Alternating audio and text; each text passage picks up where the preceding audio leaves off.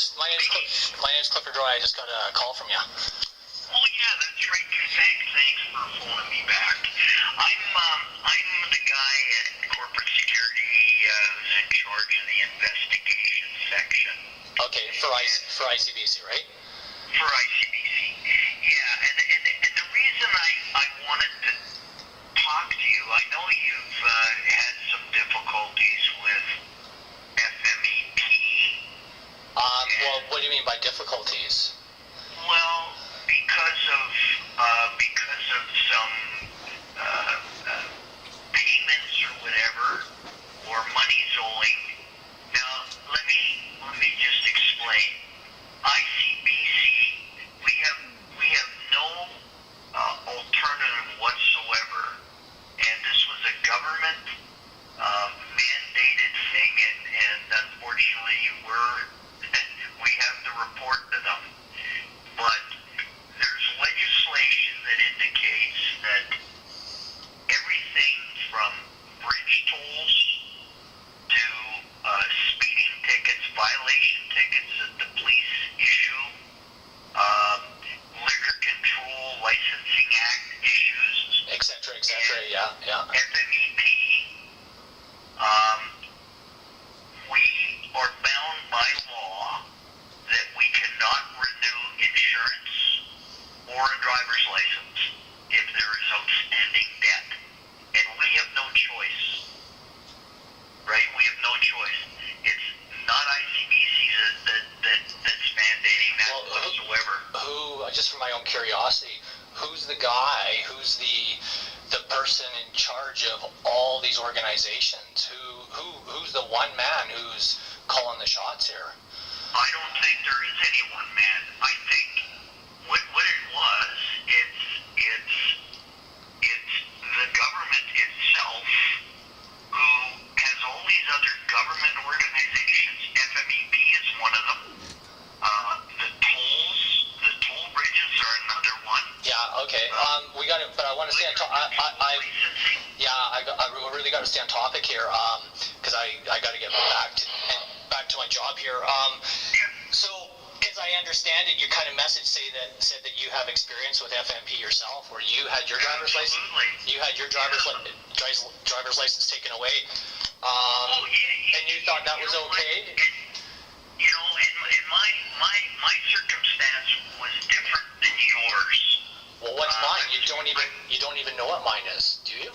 Well, no, but believe me, I've read your file. I've seen every of the Facebook postings. I've seen all of the emails. I'm curious though. You read my file. What does that mean? What file? Well, you have sent ICBC lots of different things. We've sent you letters. I have all of those. I never got a letter from ICBC. When did I get a letter? Yeah, hang on a second.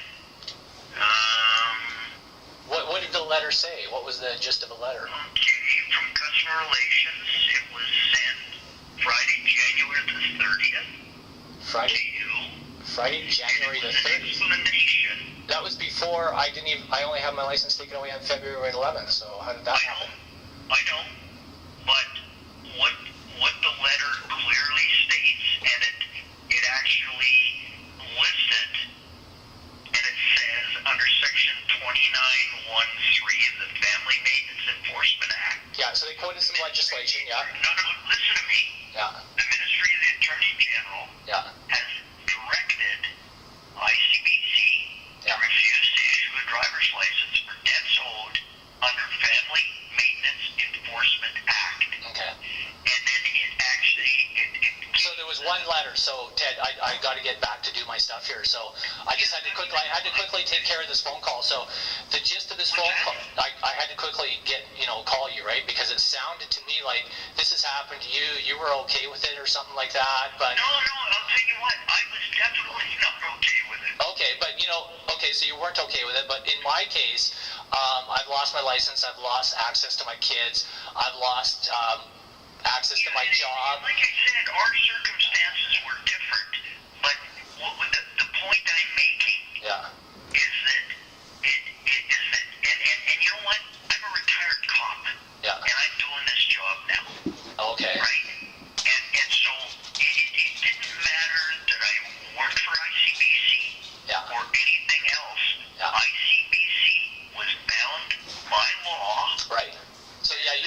I meant... As they are in your instance. Yes, yeah, okay, I get that point. Refuse to renew, and to blame ICBC for it, we have no choice. Who's blaming Absolutely no choice. Do you put words in my mouth? Who's blaming ICBC?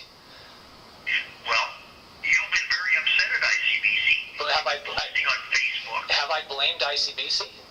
Well, you have I blamed ICBC? I'll tell you what you've done. Okay. You keep referring to Christine Barrett. Okay? Christine Barrett is a customer relations advisor with ICBC. All she is the messenger. The question was, have I blamed ICBC for taking away my license? You have. I'm going to tell you, Ted, I've never blamed ICBC for taking my license. I hold no grudge. I hold no grudge. ICBC incessantly and sending emails and posting on Facebook. I have not called ICBC incessantly, and if ICBC doesn't want me calling them anymore, fine. If that's what you're saying, Ted, you don't want me to call ICBC anymore, I'm cool with that. I will never call ICBC again regarding this. Okay, so here's what I'm looking. I'm looking at a Facebook posting from February 25th at 6:46 p.m. Yesterday. Okay? And in that, it says, that ICBC has a moral legal obligation to, do whatever, exercise due diligence, etc. Should not take my driver's license away and all this stuff. You gotta understand, we have no alternative. We have none. So, Ted, if I posted that, and that's how you and ICBC feel, what is the problem? I don't understand what the problem is here. I don't get what you mean. Well, you called me. I did, because what's starting to occur is that, and this isn't the first Facebook post concerning that, and it's all about ICBC withholding your driver's license. What's starting to occur, Ted? What's starting to occur is somewhat slander and somewhat libel. So, but be specific. I do not want to break any laws. I've never broken a law in my life. You called me. Welcome to the club. So you called me to tell me to take, if I posted anything on Facebook, to take it down. Is that what you're saying? Well, you know what? I'm saying, you know what? It's inappropriate. It's inappropriate. And to name... But that's ambiguous, Ted. What's inappropriate? It's inappropriate for you to be blaming, and that's what these Facebook posts do. I've never blamed anybody. Give me an example of blame. Tell me how... I'm sitting here reading this, and you know what? I don't have to be a Rhodes Scholar to see what it says. What does it say? You go on about, the child support with FMEP, and here we are, ICBC took away my license. Right? You name an ICBC person. She had no choice in the matter. She was just the messenger. And that's exactly what's in here. And this is the first one. Ted, so you're being ambiguous again. So you said that you're claiming that I am blaming ICBCs for something, but you cannot tell me what I'm blaming them for.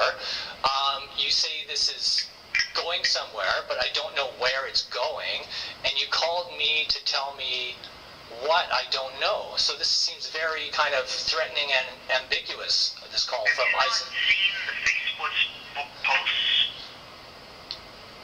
That's irrelevant, Ted.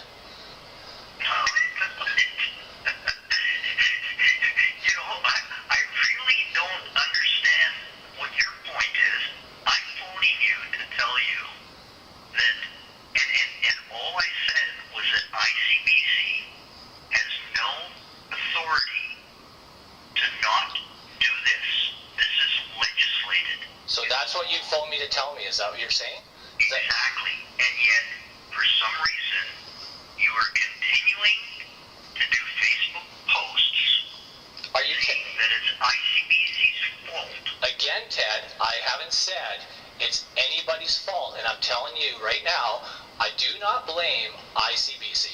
So you can keep saying that until you're blue in the face and try to put words in my mouth, but I don't blame ICBC. Okay, so then why are you doing the Facebook posts with naming ICBC employees and talking about ICBC taking your license away?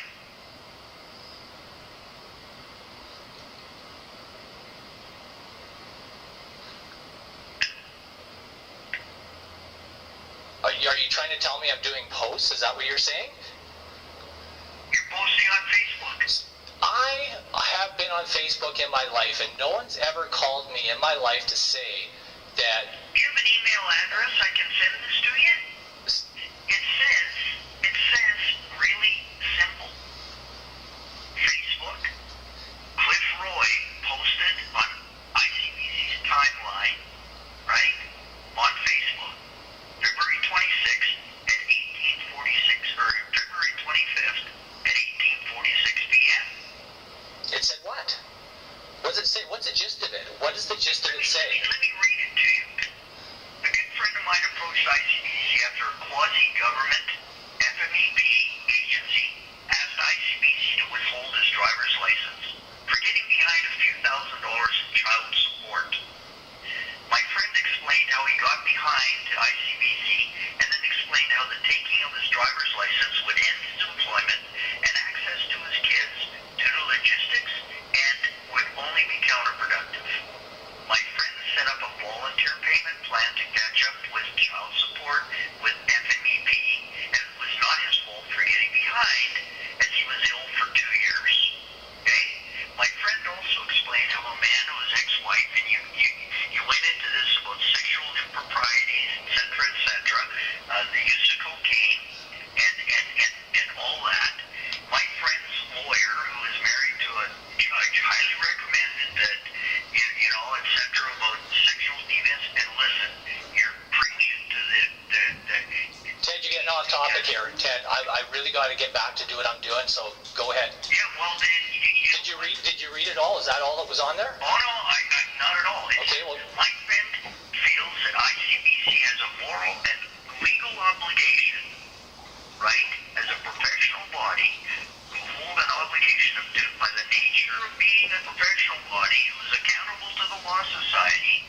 It should not take the driver's license of my friend, okay, who is a loving father, with the risk is substantial as proven by a transcript sent to ICBC via email, February 3rd, 2015.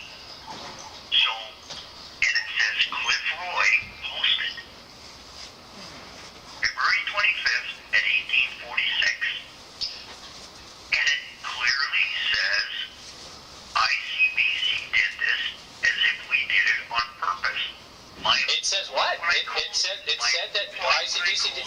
Hold on, Ted. It said that he did it on purpose. That he thinks that you did it on purpose. It said that. No, I said what you're allocating here, right? That's not what I read from that, but. ICBC. Look, you wrote this. We didn't write it. Well, that's what I'm saying. I just heard you say it. It doesn't sound like he's blaming ICBC. But anyway, Ted, I got to get back to work, so I need to know what the conversation's over. I need to know what the message. To tell you is that we have no any alternative other than to abide by the law. All right? We have no. But you're security. Why didn't someone, just a regular clientele person, tell me this? You're like an ex-cop, right? Where were you a cop at? I was a policeman in the city of Vancouver for 18 years and then 10 years with the RCMP. What's your name? What's your last name? Hayward. Ted Hayward. That's right. Now, all I'm suggesting is that we have no legal alternative Right. other than to abide. If this was the ICBC, yeah. Licensing Act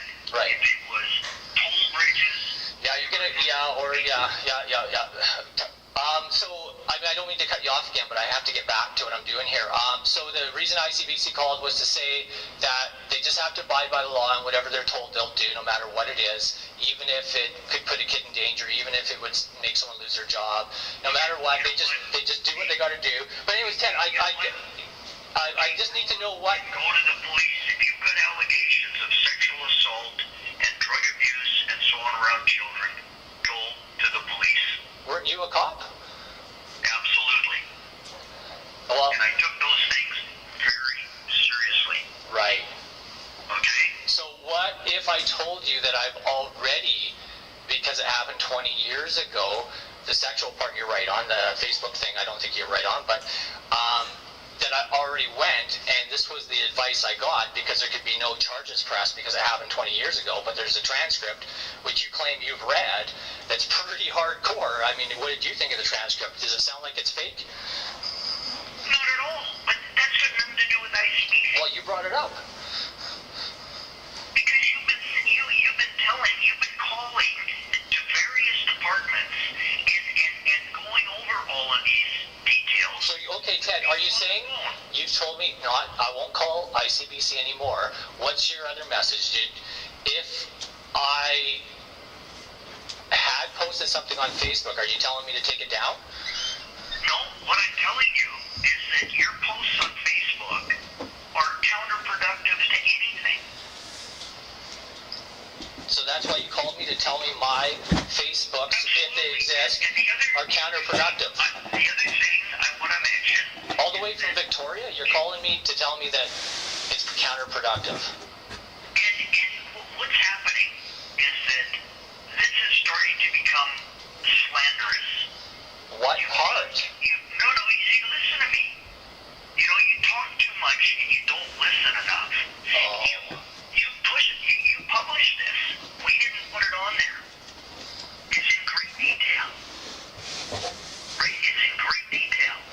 And, you know, you name a lady, Christine Barrett. Is that the problem with this posting? It's one of the problems. It's one of the problems.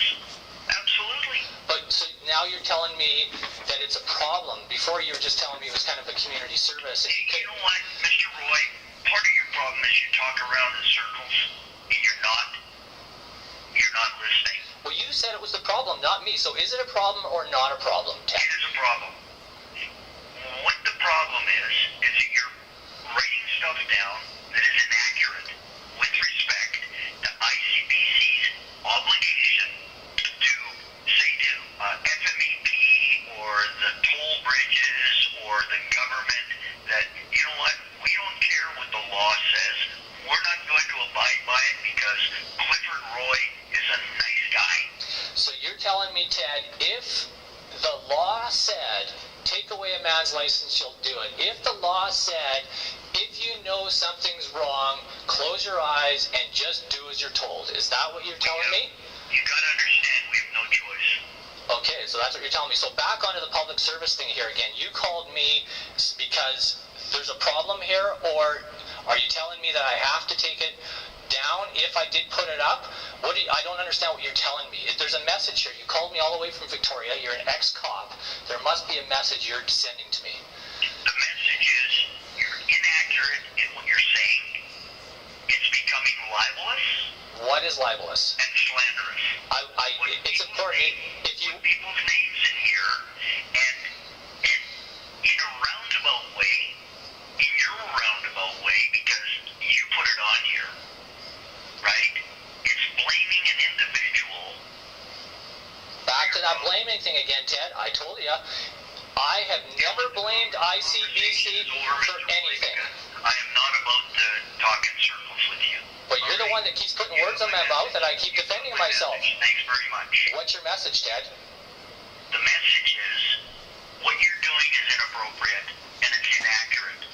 At least if you're going to do something, make it accurate. All right? How can I make it more accurate?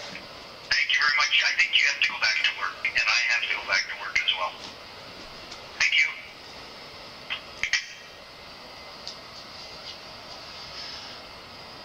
Okay, Ted just hung up on me. He's an ex-cop. He works for ICBC. He phoned to send me a message. I'll play his other recording here in a minute. He left me a message. It was pretty nasty. So it's funny because he's an ex-cop. He knows darn well what he was doing was intimidation here. So it is a little frightening when you're going up against a massive organization like FMP, and you get a call away from Victoria from an ex-cop who represents ICBC, and they play the game of it's legislation. It's someone told me to do it, and I'm just doing my job. And then he's trying to put words in my mouth here. So it's February 26, 1 p.m., 2015.